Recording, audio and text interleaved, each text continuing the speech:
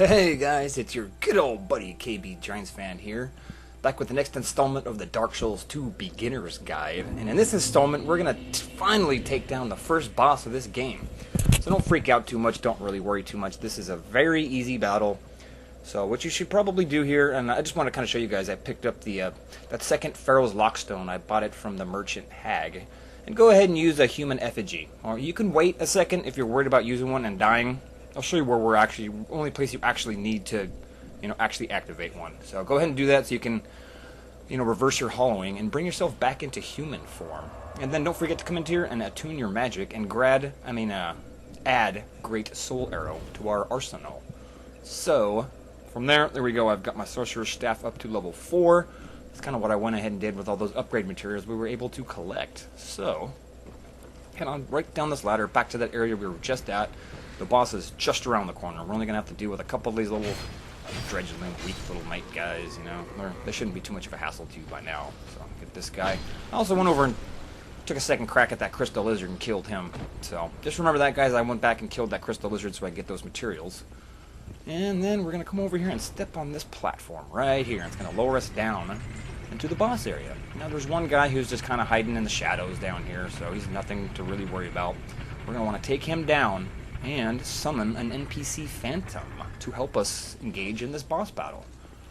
So that's the main reason I recommend using a human effigy at this spot. So kill this guy right here. And if you want to wait, you can actually come down here and actually use a human effigy right here, and that will make this summon sign pop out. So we're going to go ahead and summon this guy.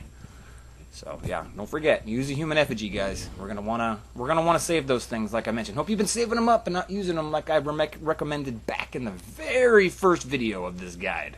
It's a real good idea to save those things and only use them, when I recommend is the right time. So you can go ahead and use them whenever you like, but just remember, in my opinion, I know the best places to use them at. So there we go. We've summoned our Phantom, Mild-Mannered Pete.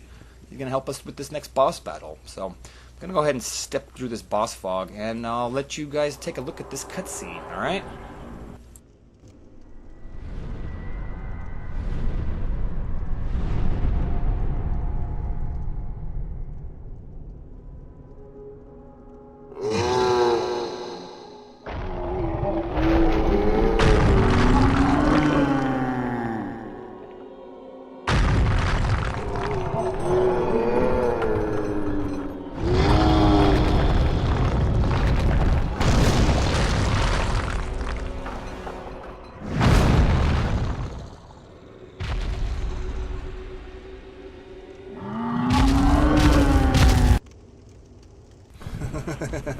Alright, what'd you guys think of that thing, huh? First thing first, roll out of his way, get back into a position back over here.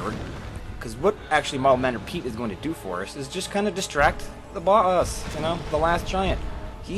Right now, the last giant is totally focused on Pete, which will allow us to stand back and fire away with Soul Arrow. I'm going to go ahead and use Great Soul Arrow first, and it kind of flopped over on.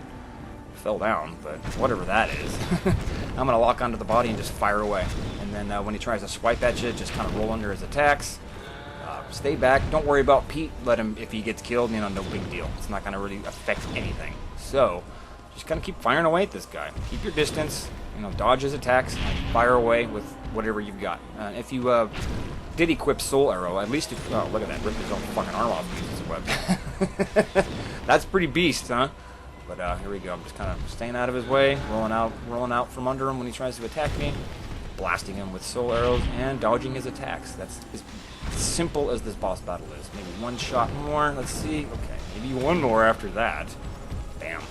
Simple as that.